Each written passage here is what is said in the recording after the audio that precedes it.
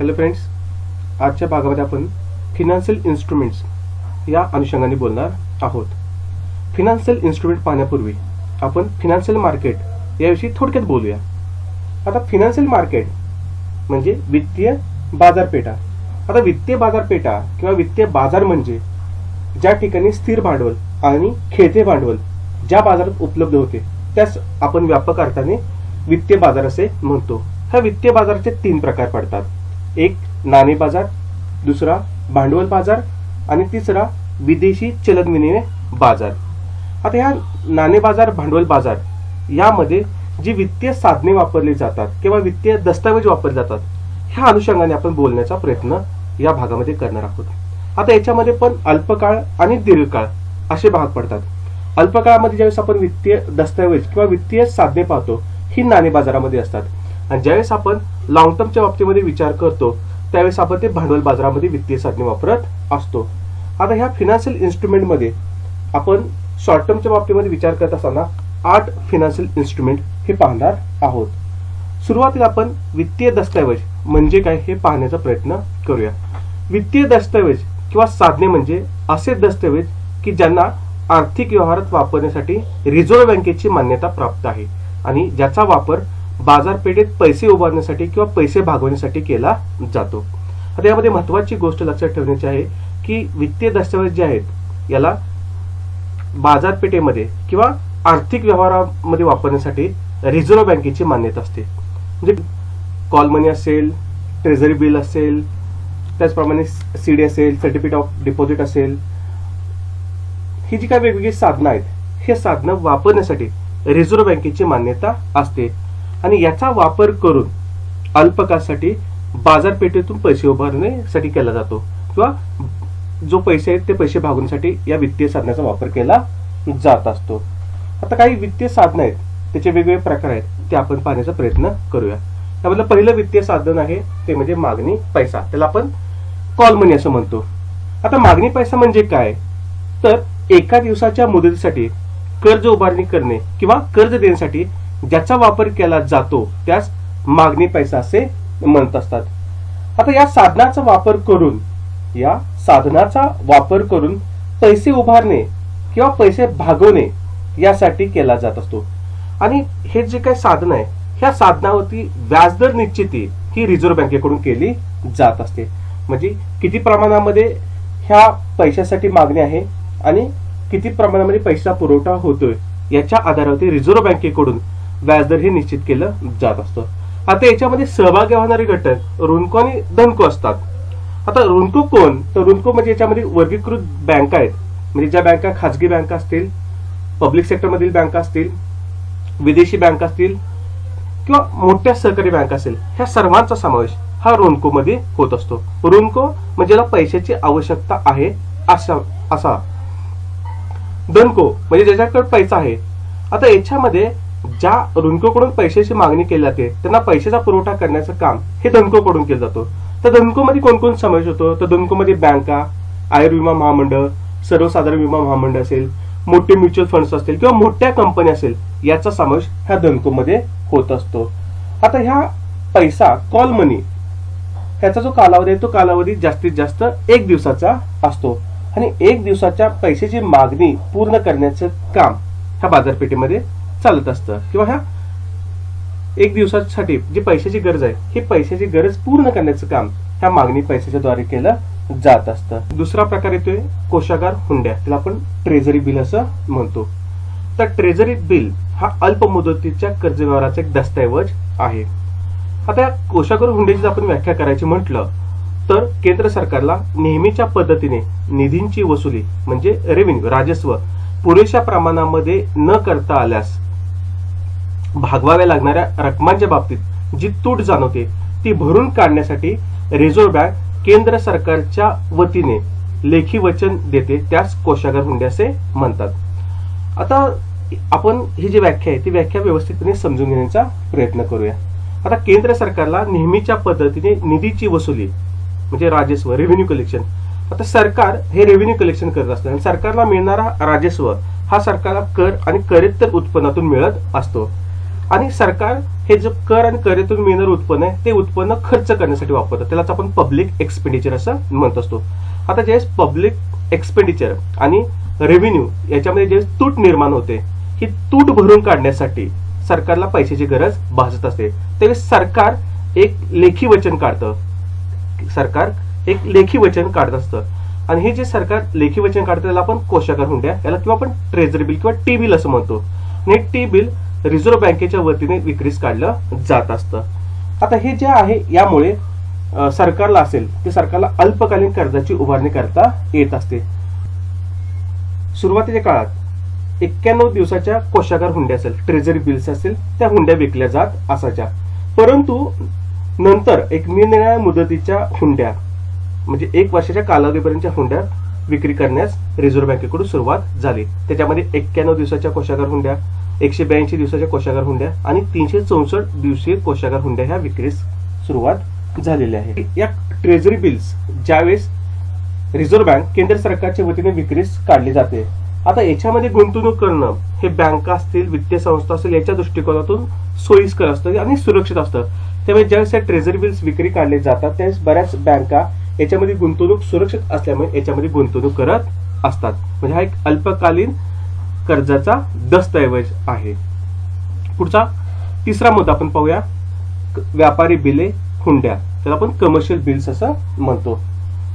आता याची आपण व्याख्या पाहायची म्हटलं तर व्यापारी बिले म्हणजे किंवा व्यापारी हुंड्या म्हणजे व्यापारी बँकांना नेहमीच्या व्यवहारात ग्राहकाकडून कसर देऊन स्वीकारलेल्या हुंड्या होय. व्यापारी बिले म्हणजे व्यापारी बँकांनी नेहमी व्यवहारात ग्राहकाकडून कसर देऊन म्हणजे डिस्काउंट देऊन स्वीकारलेल्या हुंड्या होय. आता या हुंड्या व्यापारी बँका नाणे बाजारात पुन्हा कसर देऊन विकत असतात. व्यापारी बँका नाणे बाजारात पुन्हा कसर देऊन विकत असतात. आता व्यापारी हुंडे जे आहेत सुरुवातीला ह्या हुंड्या निर्माण कशा होतात आपण थोडं पाहूया. आता जो व्यापार व्यवहार होतोय धनको आणि ऋणको याच्यामध्ये जो व्यापार व्यवहार होतोय हा व्यवहार बऱ्याच वेळेस रोखीच्या ऐवजी उधारीवरती व्यवहार होत असतो. म्हणजे एखाद्या ऋणकोने धनकोकडून काही माल खरेदी केला उधारीवरती आणि भविष्य काळामध्ये 1 महिना 2 महिना किंवा 3 महिन्याचं त्याचं पेमेंट करणार असेल, सध्या तो पेमेंट करत असेल तर काही सिक्युरिटीमध्ये ह्या व्यवहारात काही अग्रीमेंट होतात, काही करार होतात.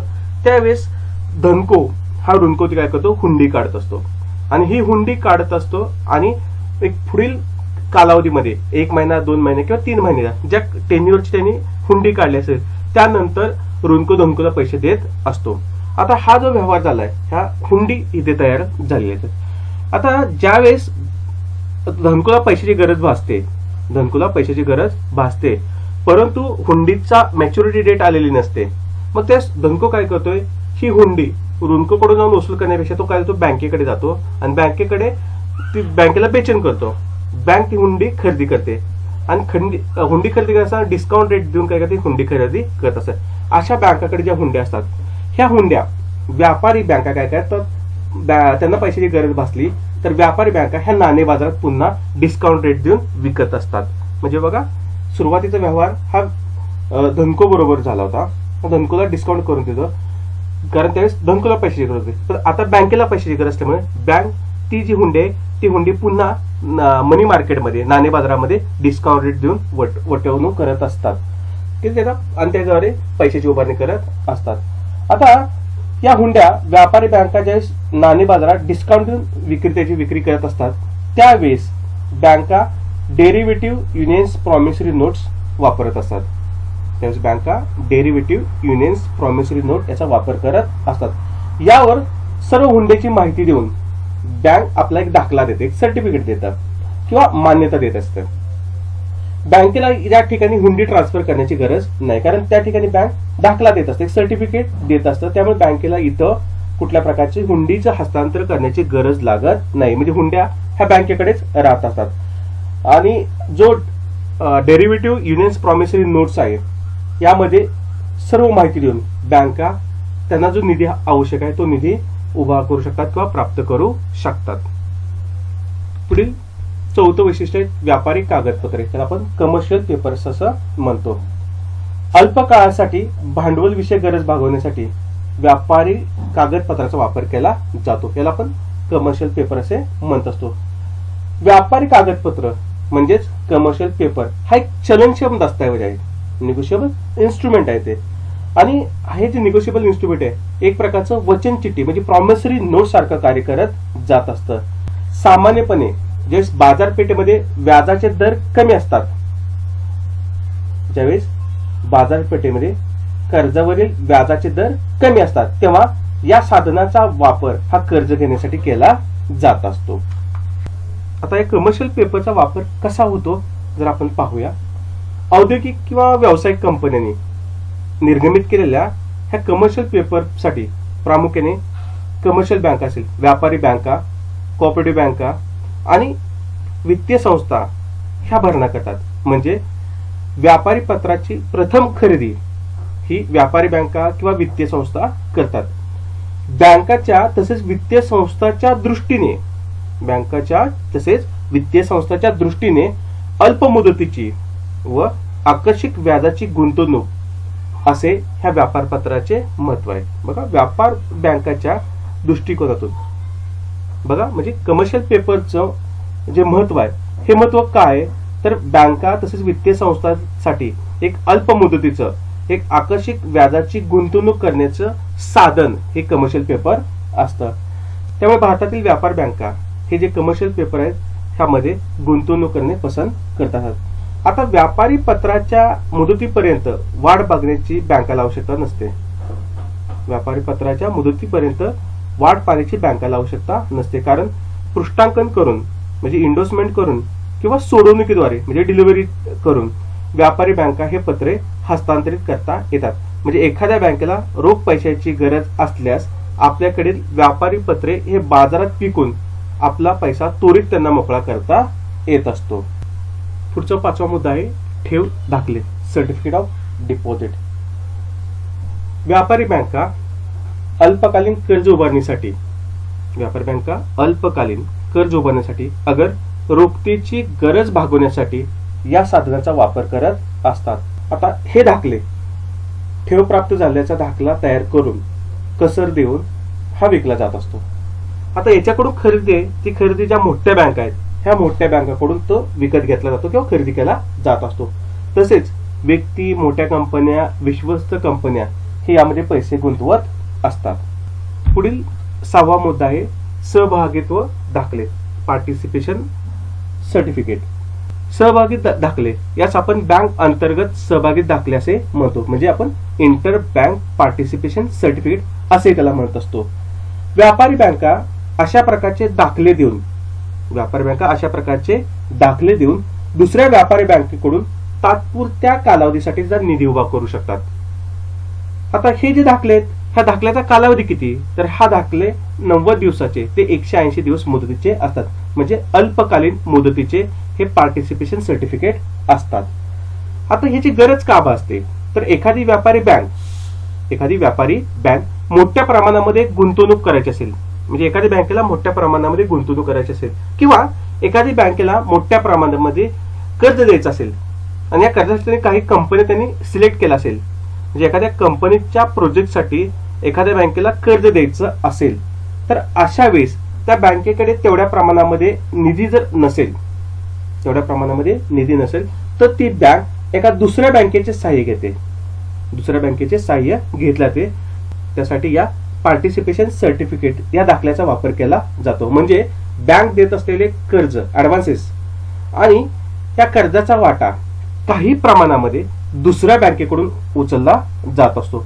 त्यामुळे मोठ्या प्रमाणामध्ये कर्ज देत असताना किंवा मोठ्या प्रमाणामध्ये ऍडव्हान्स देत असताना त्यासाठी जो निधी द्यावा लागतो त्यासाठी इतर बँका त्याला मदत जर करत असेल किंवा त्या निधीचा काही भाग दुसऱ्या बँकाकडून उचलला जात असेल किंवा त्याच्यावरती ती जबाबदारी टाकली जात असेल, तर सुरुवातीची जी बँक असेल, जी मुख्य बँक असेल, त्याची जबाबदारी थोडी कमी होत असते. पुढचा 7वा मुद्दा आहे संघटना अंतर्गत ठेवी, इंटर कॉर्पोरेट डिपॉझिट. बाजारपेठेमध्ये वेगवेगळ्या कंपन्यांचे गट असतात, वेगवेगळे ग्रुप्स असतात हे आपल्याला माहित आहे.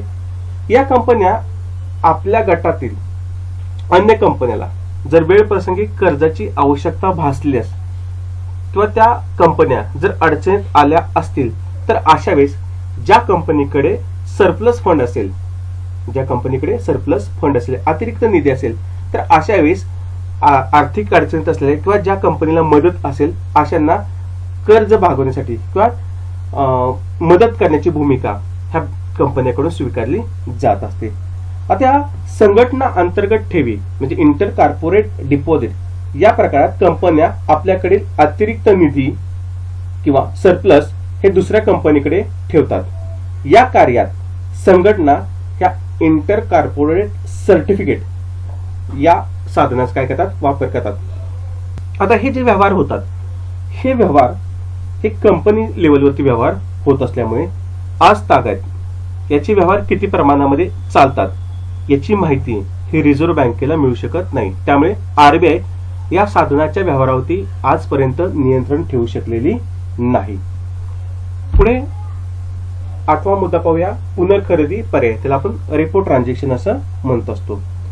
नाणे बाजारातील कर्ज पुरवठादार म्हणजे धनको व कर्जदार म्हणजे ऋणको यांच्या आवश्यकतेनुसार अल्पकालीन कर्ज पुरवठा करणारे एक लवचिक साधन म्हणून रेपो ट्रान्झॅक्शन याचे महत्व आहे आणि याचा वापर आता जास्त प्रमाणामध्ये वाढत चाललेला आहे. आता रेपो आणि रिव्हर्स रेपो हे व्यवहारामध्ये नाणे बाजारातील कर्जदार त्यांच्याकडील रोखे, हुंड्या अथवा तारण पत्राच्या विक्रीद्वारे आवश्यक असलेला अल्पकालीन निधी उभा करत असतात. अशी विक्री करतात सदर रोखे व तारण पत्राची भविष्य काळातील किंमत निश्चित करत असतात. आता हा निधी उभा करत असताना एक करार केला जातो. म्हणजे हा करार म्हणजे विक्री करताना सदर रोखे व तारण पत्राची भविष्य काळातील निश्चित तारखेला व्याजावर आधारित किंमत अथवा दराने पुनर्खरेदीचा करार केला जात असतो. बघा, म्हणजे एखादी बँक किंवा एखादी वित्तीय संस्था एखाद्या रिझर्व्ह बँकेकडून समजा जर कर्जाची उभारणी करत असेल, निधीची उभारणी करत असेल अल्प काळासाठी, तर त्यावेळेस सुरुवातीला त्यांच्याकडे असलेले रोखे किंवा तारणपत्रे ही त्याला विक्री करतात. परंतु ते करत असताना भविष्य कालामध्ये एखाद्या निश्चित तारखेला ते पुन्हा खरेदी करणार आहे अशा प्रकारचं अग्रीमेंट केलं जात असतं. आता हे जे व्यवहार किंवा हे करार होतात, हे करार होत असताना याच्यामध्ये कोण कोण समाविष्ट होत असतं किंवा याचा वापर कोण कोण करत असतं, तर या पुनर्खरेदीचा पर्याय याचा वापर व्यापारी बँका, वित्तीय संस्था, भारतीय सवलत आणि वित्तीय गृह म्हणजे discount and finance house of India यांच्याद्वारे केला जात असतो. आता हा जे पुनर्खरेदीचा व्यवहार होतो, तो पुनर्खरेदीचा व्यवहाराचा कालावधी किती, तर याचा कमीत कमी कालावधी हा 14 दिवसाचा आणि जास्तीत जास्त कालावधी 1 वर्षापर्यंत असतो. त्यापेक्षा जास्त हा कालावधी ह्या रेपो ट्रान्झॅक्शनचा नसतो. आता हे जे व्यवहार होतात, हे व्यवहार जो होता किंवा रेपो ट्रान्झॅक्शन जे होते, ह्या रेपो ट्रान्झॅक्शन मध्ये पूर्णपणे नियंत्रण ठेवण्याचं काम हे रिझर्व्ह बँकेच्या द्वारे केलं जात असतं. अशा पद्धतीने आपण या भागामध्ये फिनान्शियल इन्स्ट्रुमेंट मध्ये मागणी पैसा, कॉल मनी, कोषागार हुंड्या, ट्रेझरी बिल, व्यापारी बिल हुंड्या, कमर्शियल बिल्स, व्यापारी कागदपत्रे, कमर्शियल पेपर, ठेव दाखले, सर्टिफिकेट ऑफ डिपॉझिट, सहभागित्व दाखले, पार्टिसिपेशन सर्टिफिकेट्स, संघटना अंतर्गत ठेवी, इंटर कॉर्पोरेट डिपॉझिट आणि पुनर्खरेदी पर्याय म्हणजे रेपो ट्रान्झॅक्शन हे पाहिलेलं आहे. धन्यवाद.